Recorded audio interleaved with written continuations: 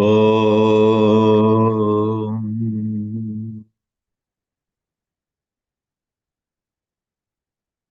कृष्णाय वासुदेवाय हरये परमात्मने प्रणतक्लेशनाशाय गोविन्दाय नमो नमः।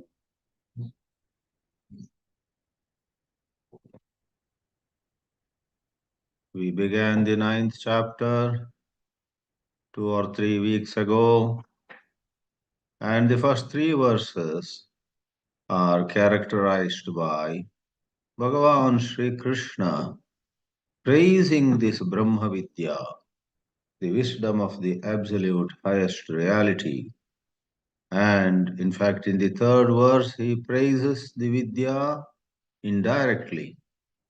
What do we mean by indirectly?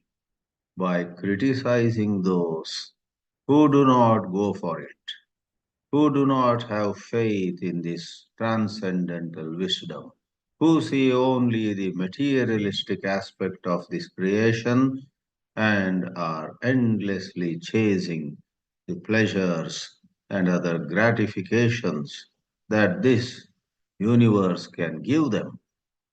Underlying the universe and transcending this creation, there is certain divine truth. That is what the Upanishads say, and Gita echoes that very message. We saw the first three verses.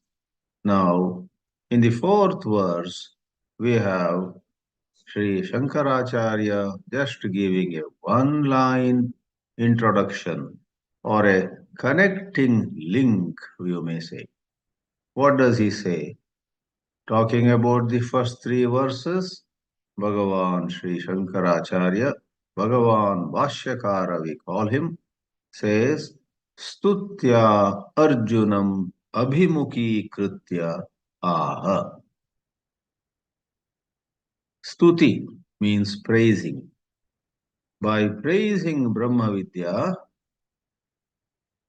Sri Krishna makes Arjuna more eager, very open, very much interested in knowing more about this Brahma Vidya, as you and I are.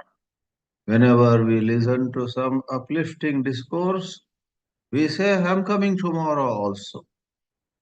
Years ago, I attended the talks on the Gita by Pujya Swami Chinmayananji.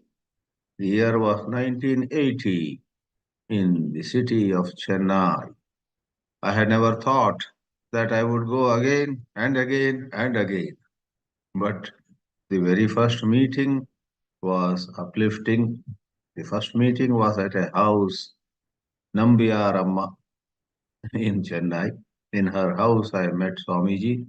Just about 8 or 10 of us were around him. He was passing through Chennai. But within a month or so, he was in Chennai for a program of 7 evening discourses on the Bhagavad Gita.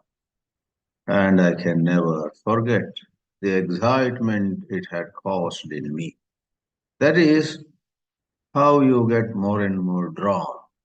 Sri Krishna within the Gita says things and makes Arjuna very eager. That's what Bhagavan Bhashyakara Sri Shankara says, Stutya Prasansaya Arjunam Abhimukhi Kritya. Abhimukha is when you turn towards something. The opposite, the antonym of the word Abhimukha in Sanskritam is Vimukha. You take your or you turn your face away. When you lose interest, you become Vimukha. But when you get interest, you become Abhimukha. One Swami Akhandanandji Maharaj of Vrindavan, who was a mighty scholar and a great saint, both rolled into one, said about Pujya Swami Chinmayanand. He said to a bunch of visitors from the Chinmaya group, he said, well, referring to himself first, People like me teach audiences who are already uh, interested in spirituality.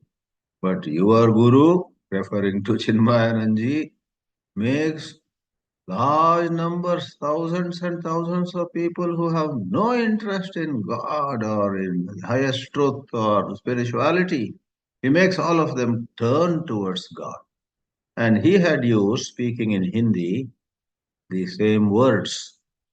हम तो जो लोग ईश्वर के अभिमुख है उनको पढ़ाते हैं आपके गुरु तो जो लोग ईश्वर से विमुख है उनको पढ़ाते पढ़ाते उनको ईश्वर के अभिमुख बनाते हैं this way he had said Swami Akhandanand ji Maharaj is someone whom we recommend. Anybody who knows certain good amount of Hindi, at least a certain degree of Hindi, will be highly benefited by knowing, by studying the teachings of Swami Akhandanandji and by studying his life also. As I said, he was both a mighty scholar and a most wonderful saint in his real, actual 24 by 7 life. I had the great blessing to see him face to face, I guess in 1984 itself, at Prempuri Ashram in Mumbai. A whole bunch of us were taken there by Swami Tejo Mayanji. We had darshan, he gave us a short talk, and he gave us a little booklet, Ashtavakra Gita, with just translation, no commentary. Every one of us got as prasad from his hands. That was such a elevating experience. So please know these two words, Vimukha and Abhimukha. Now you and I, in spite of studying so much of Vedanta, having done so much of Satsanga, again become Vimukha at times. One aushadha, one medicine for that is quickly pick up Gita, read even just 5 verses. They will do some magic on you.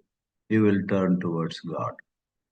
Therefore, without dwelling more on Shankara's connecting link, the sambandha he gives, the sangati he provides, we say the first 3 verses were praising Brahma Vidya directly and indirectly too, and then the real wisdom, mind-blowing wisdom comes now in the 4th and the 5th verses.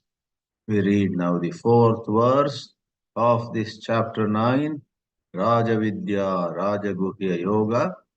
After years and years of my association with Vedanta, even now I fully accept the the description that this is the top secret. The Raja Guhyana, Raja Vidyana is the king of all secrets, king of all knowledges. Yes, these 2 verses are in fact, even now I engage with this very, very difficult scenario. These next 2 verses, let me tell you quickly, talk about the relation between the absolute and the relative. Jivatmas are relative. They are born, they die. They grow, they decay. They earn punya and enjoy the benefits of it. They do papam, sin, and suffer the consequences of it. So all this happens in the life of the Jivatmas. So Paramatma is ever unattached, unaffected. So the question comes, what's the relation between Jivatma and Paramatma? The individual relative self and the all-inclusive, absolute, pure self, that is Paramatma. Let's read the 4th verse. Maya tatamidam sarvam jagadavyaktamurtina matstani sarva bhutani nachaham teshvavastitaha. A puzzling shloka, especially in the second half. I'll come to it. The first half says, Maya tatam. There is a root in Sanskrit, verbal root, tan, tanoti. Tanoti or tanute, it is Ubhayapadi. In Parasmaipadi form, it becomes tanoti. In Atmanepadi form, it is tanute. Tanoti means to pervade. The simple example we give is bring an incense stick, light it up, leave it there. In a few seconds, the fragrance of the incense stick fills the whole room, the whole hall, pervading, going everywhere, reaching nook and corner. Likewise, Sri Krishna uses a passive voice. By me is this universe pervaded. That means I pervade this universe. There is no space anywhere where I am not. Maya tatamidam sarvam, idam sarvam aham tanomi. I pervade. Vyapnomi. Vyapi, vyapaka are well-known words. The word tata is less known, but comes very frequently in these scriptures. Maya idam sarvam jagat tatam. Idam sarvam jagat maya by me vyaptam. And by me means by who?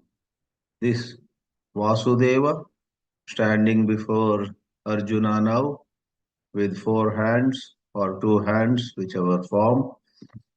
Because in Vishwarupa Darshana, which we will see in the 11th chapter, it is said that Sri Krishna showed his cosmic form where countless hands, countless faces, countless weapons he was holding, and a whole unbelievable spectacle unfolded before Arjuna's eyes. But later on, Arjuna, who only had asked for that Vishwarupa, gets so frightened. Request Sri Krishna, please go back to your Saumya Vapu, your soft, pleasant form. And there, to our surprise, the 11th chapter says, Sri Krishna accordingly goes back to his form with just four hands. Tenaiva rupena chaturbhujena. So it appears at times Sri Krishna was walking around with four hands, though normally in all picturization we see Sri Krishna with the two hands. Anyway, we are not into this anatomy here, but what does he mean when he says he pervades the universe? Sri Krishna clarifies, I not as this four-handed or two-handed form, but as certain truth, which is the highest dimension of mind. The form in which you see me is secondary. Primarily, I do not have a limited form. I am unmanifest, avyakta murtina. Vyakta means explicit, expressed. Shankaracharya, whose Bhāshya we will see in a couple of minutes, for avyakta uses the word karana agochara. Eyes cannot see that form, ears cannot hear that form, nose cannot smell that form, the tongue cannot taste that form, and the skin cannot feel the touch of that form. Indriya agocharam, manasaha api agocharam, vacham api agocharam. That is the Brahma Tattva.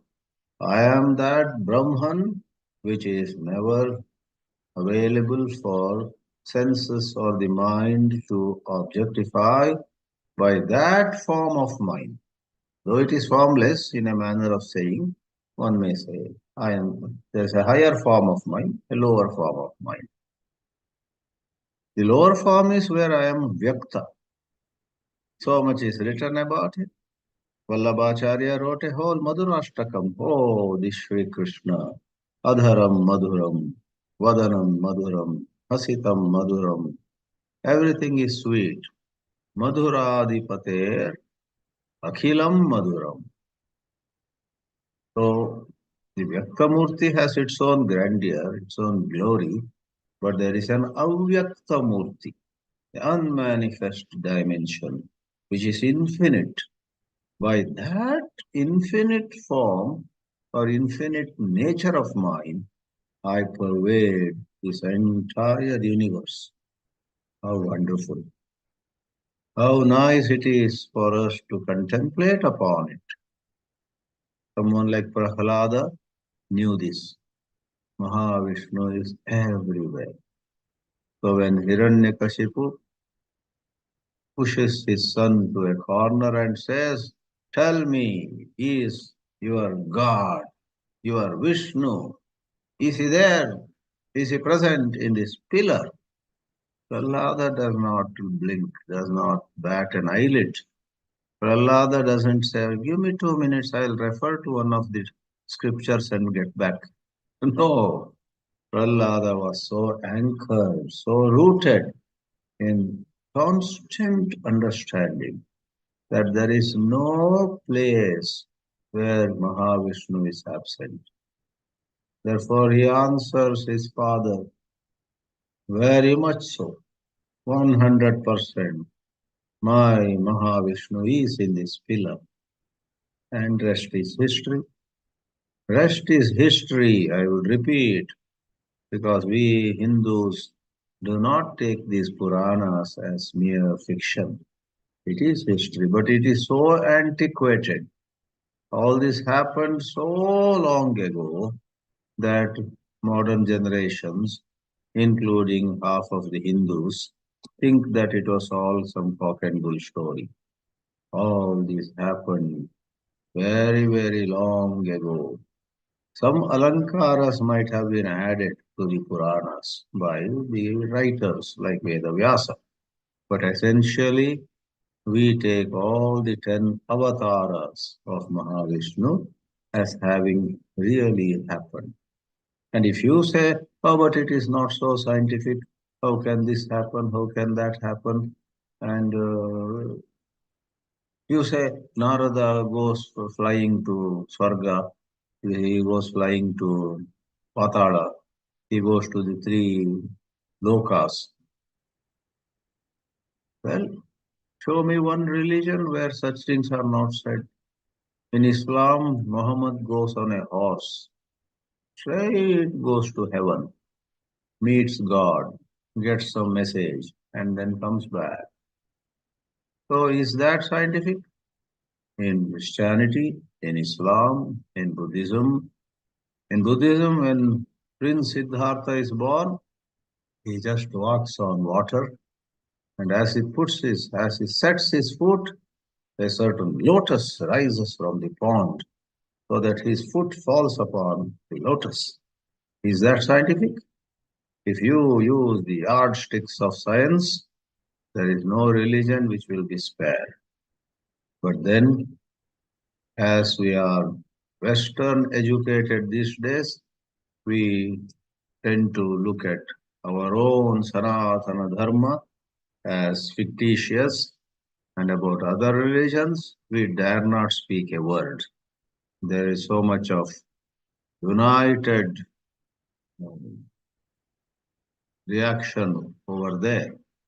Anyway, let me not go to the society and its divisions, its unity at places and its divisions at other places. But we say that avatars are real. Rama and Krishna are historical figures. And Ram's life, Krishna's life are real, more real than what we know in recent history. If we know various heroes of the 15th century, 18th century, sometimes it is said Jesus was really a part of history, whereas you are Rama and you are Krishna. It's all because of at certain time other countries were you know prosperous. That is not long ago. Long ago India was prosperous, but somewhere 500 years ago, 400 years ago, India became very poor because of exploitation by the invaders, by the people who came and politically conquered. And when they became poor, everything that they were associated with started getting looked down at. My town where I grew up, they used to say, if a poor man eats, let's say, some clay, some mud, some soil from the earth, they would say, oh, this poor man, look at him. He has nothing to eat, so he is eating the soil from the ground. If a rich man eats the same soil, what will the society say? That soil must be having some medicinal value. Therefore, the rich man is eating it. Like that, when India went through economic downfall because all their wealth was robbed, even Shashi Tharoor gave a talk and wrote a book also, I guess, where he showed the quantity, the facts and figures of how much wealth was taken away from India by the British during some 200 years of their rule. Even if you just know how much gold was put on ships and taken away to England from, there is a gold mine in Karnataka called Kolar Goldfields, KGF. Now I think it is gone. All gold is gone.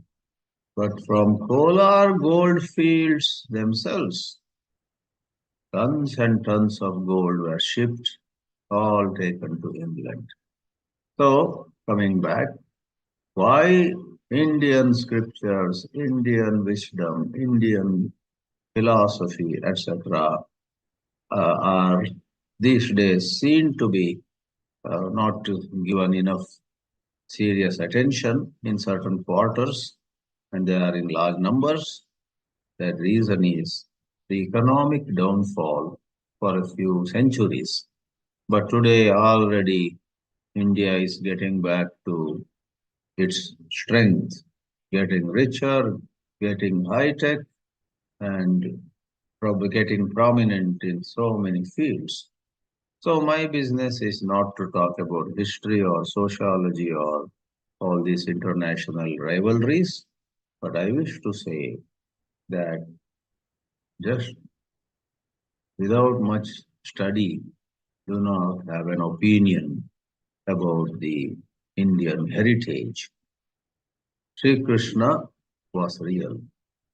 He came as an avatar of Mahavishnu. Avyaktamurtina sarvam jagat maya tatam vyaptam. The puzzling part is the second half. If you take the whole second half, Sri Krishna says in what we call the third quarter, Tritiye Pade Matstani Sarvabhutani. All living beings, Shankara in his commentary says, Brahmadi Stamba Paryantani. Starting from the Chaturmukha Brahma, the creator, all the way till on this earth, a stump of a tree. All these exist in me, says Bhagavan Shri Krishna. Matstani. Maitishtanti. Sta in Sanskrit is the same as stay in English. Sta, stay. They stay in me. They reside in me. But then what makes the second half puzzling is I am not in them. They are in me, but I am not in them. Nacha aham teshu avastitaha. The verbal root is the same. Stitaha also is made of stha, tishtati, past passive participle, whereas matstha is another formation. Mai tishtanti iti matstani. And aham tishtami becomes stitaha. Na stitaha. I am not in them. This is tricky. Oh, so all are in me, but I am not in them. So we will see the technical explanation in the Bhashya. However, to introduce it quickly, what is meant is all of them are in me because I am a larger truth. I am not in them because I am not something smaller, something of less significance. And what is more, even by nature, I am not someone who gets stuck, who depends on them, who gets supported by them. I support them, but they cannot support me. For I am of a different order of reality. Otherwise, when things are of the same order of reality, yeah, handshaking is possible. Sometimes, you know, you hold somebody high, and another time when you are feeling weak, you are not having enough energy, that friend of yours holds you up in the air. Or sometimes at different times of or periods of time. When the child is 4 years old, parents take the child to a temple, and for the child to see God, to have darshan, the parents lift the child. See, do namaskar to Lord Venkatramana. The child has to be lifted. And after 15 years, after 20 years, or maybe more, the parents become old, they become weak. I remember in my childhood, we once took our grandmother to a certain temple, but she had become so weak and shrunk also in size. But she was eager to have a darshan of the God in that temple. So one of my elder brothers practically, literally held her at her waist and lifted her.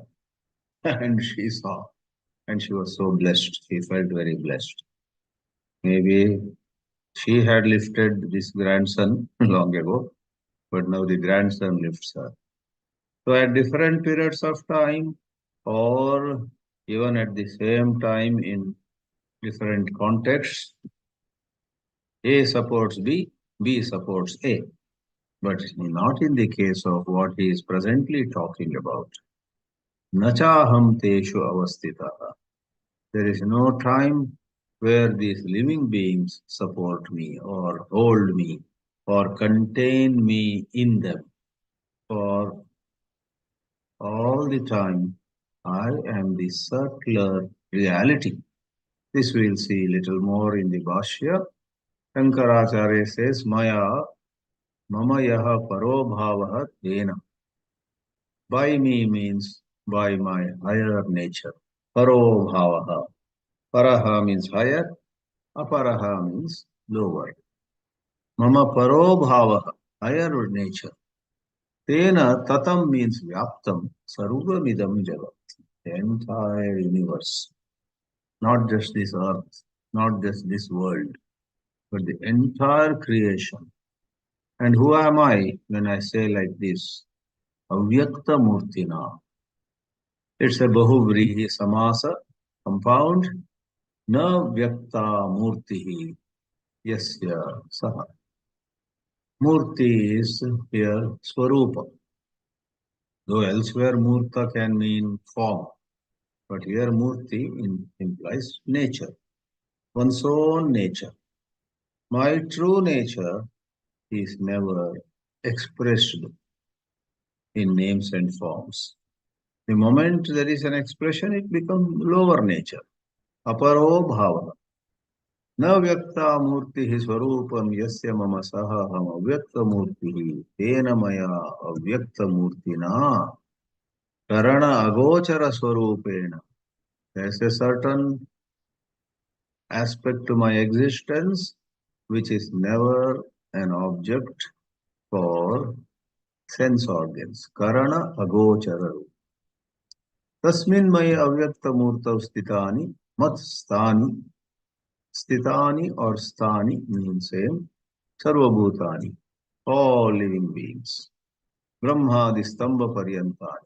Starting with the four-faced Brahma, who among the trinity of Shiva, Vishnu and Brahma is more an official position, whereas Vishnu and Shiva represent Ishvara, or Ishvara himself expresses as Shiva and Brahma, or Shiva and Vishnu.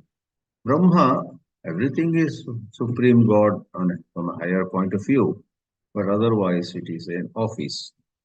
It is said someone who is extremely meritorious functions, officiates as Brahma.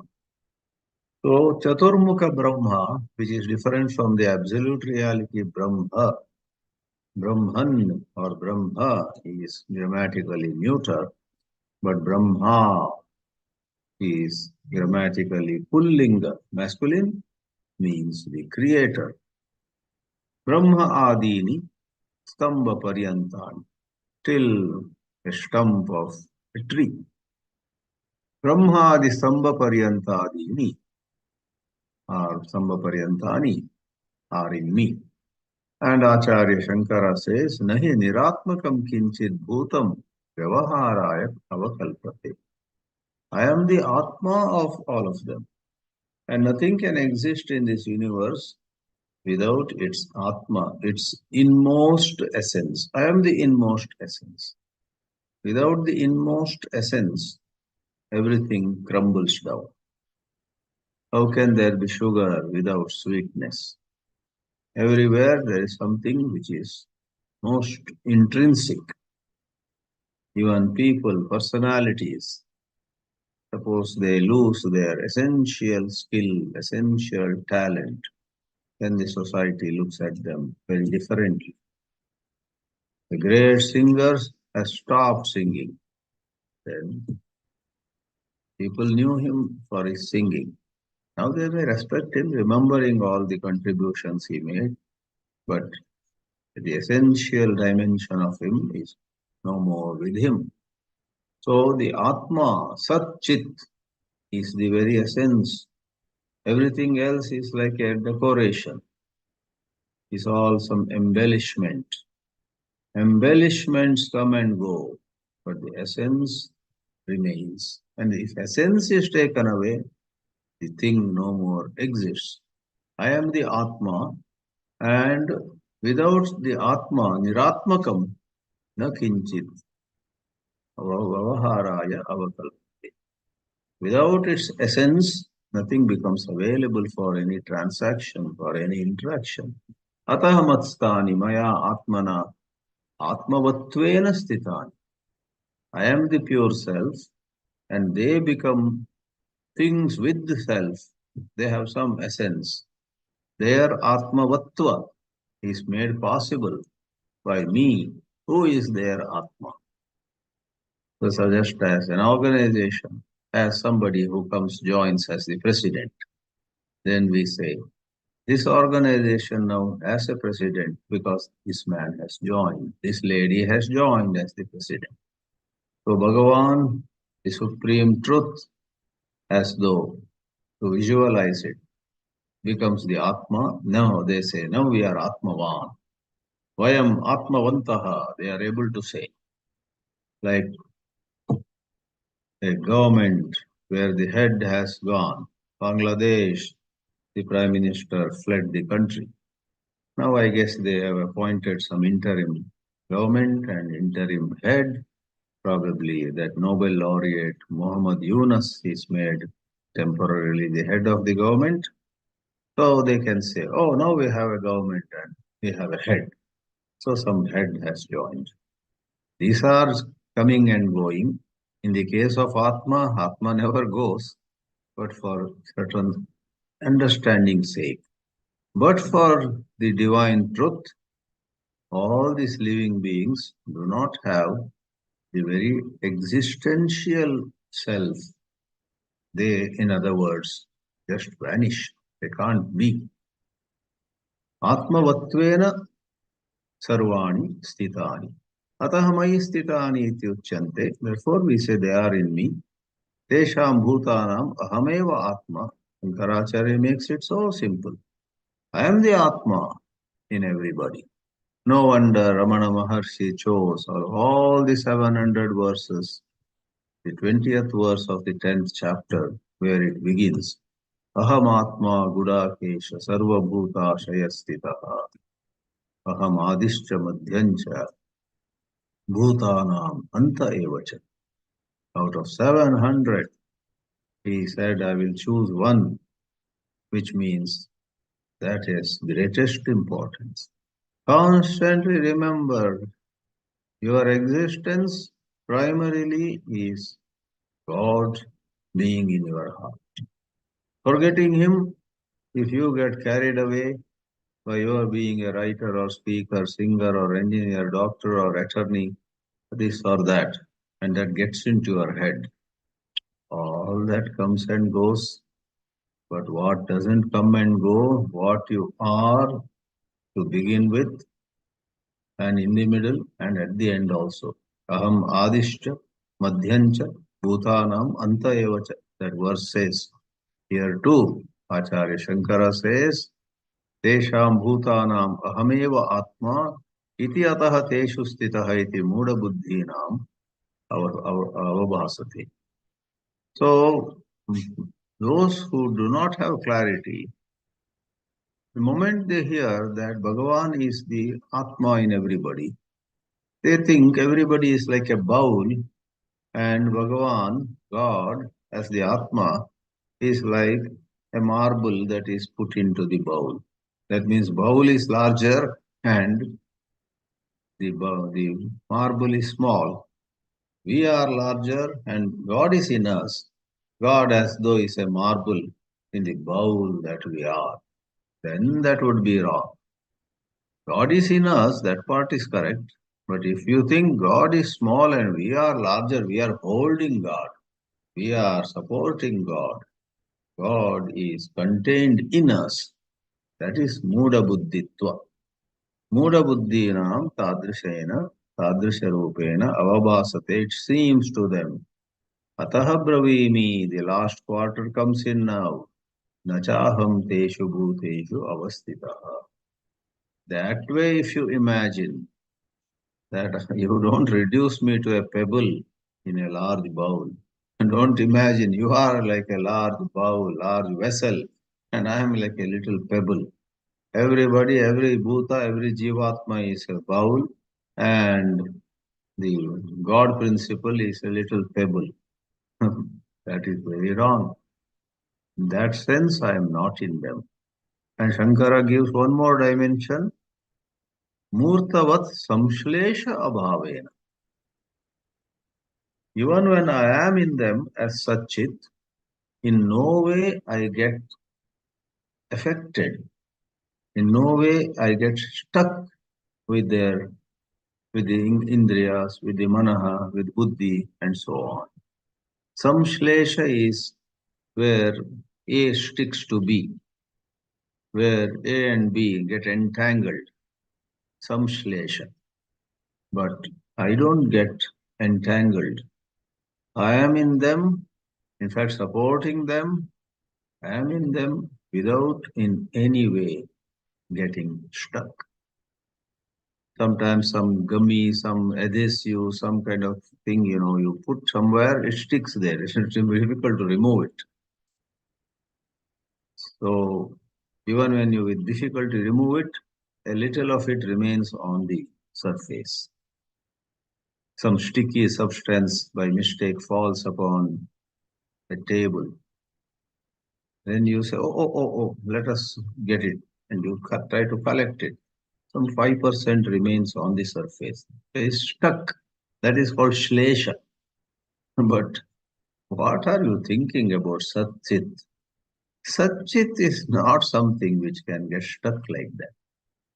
It is not some toothpaste or some hair oil or something. Toothpaste, hair oil, or suppose you go to somebody's house, lovingly they serve some tea, but you in a little excitement shake the tea cup.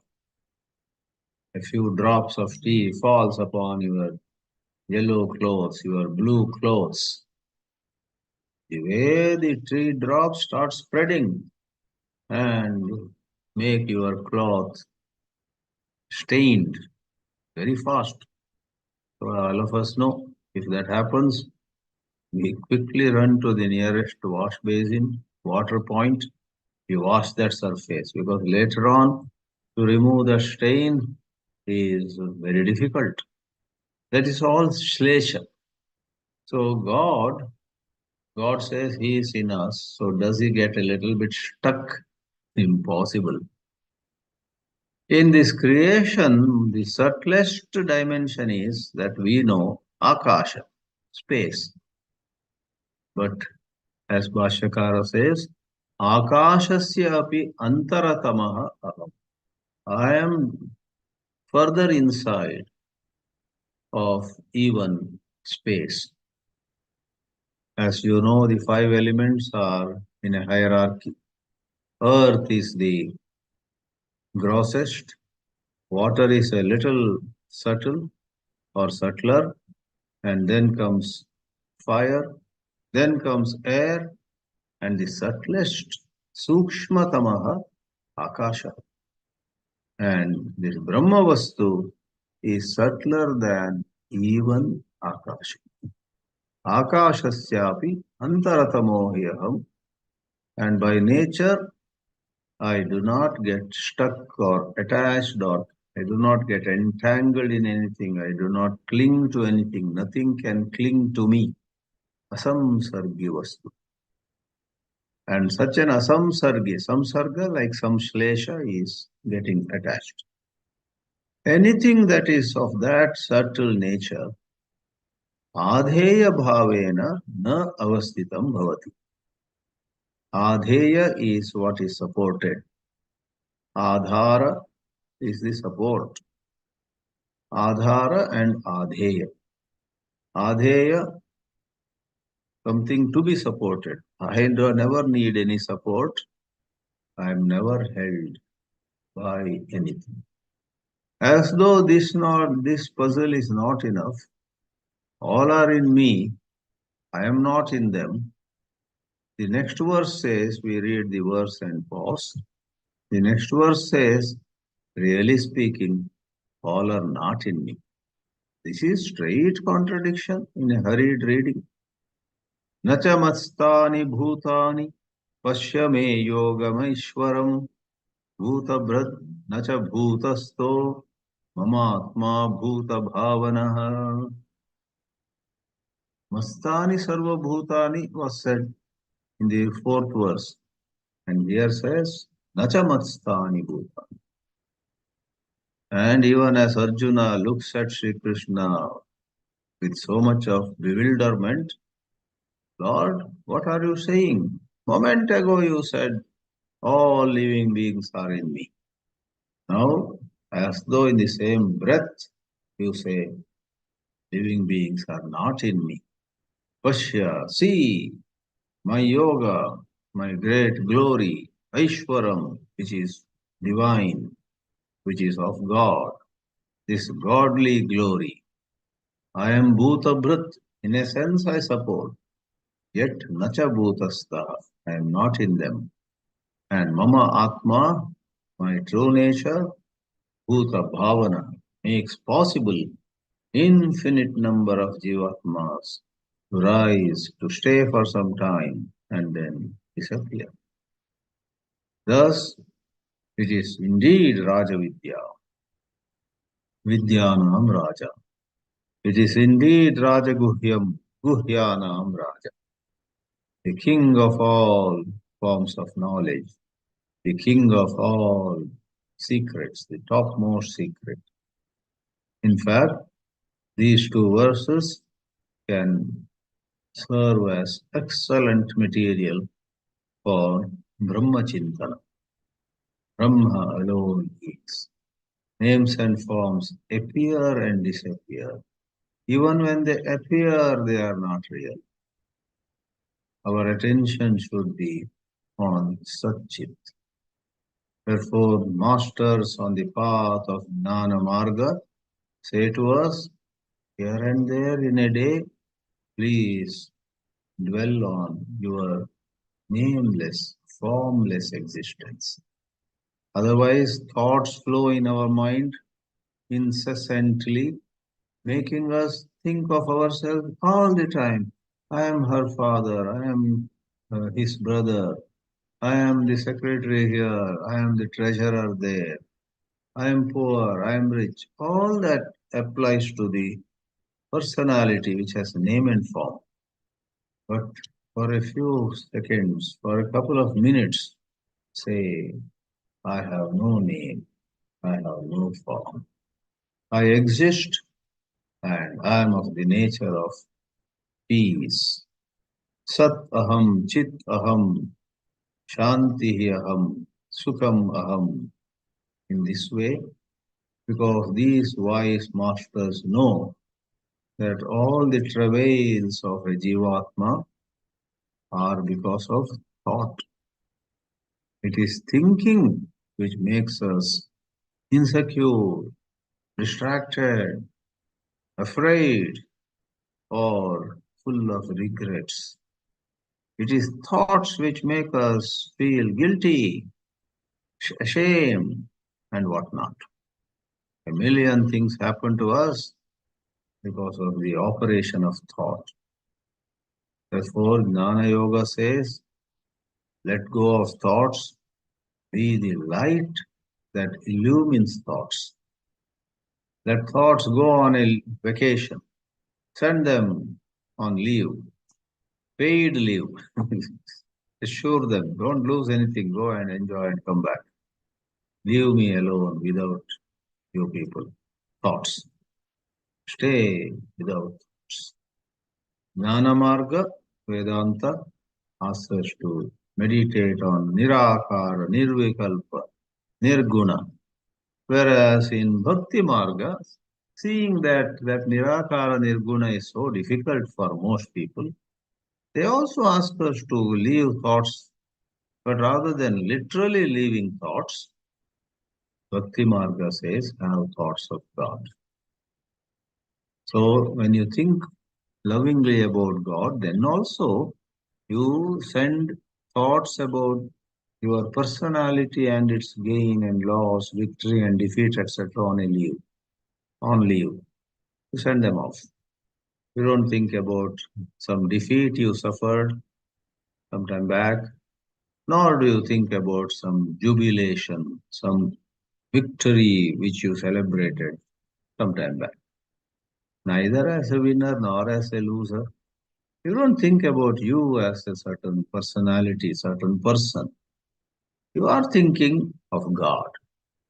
That also relieves you, that also frees you from the turmoil, the agitations, the stress that thoughts cause. Thoughts are the main source of stress. But don't suppress thoughts. Deal with them with the good tools, with the excellent tools that Vedanta, Bhakti Marga, spirituality provides to you. Om Namo Bhagavate Vasudevaya.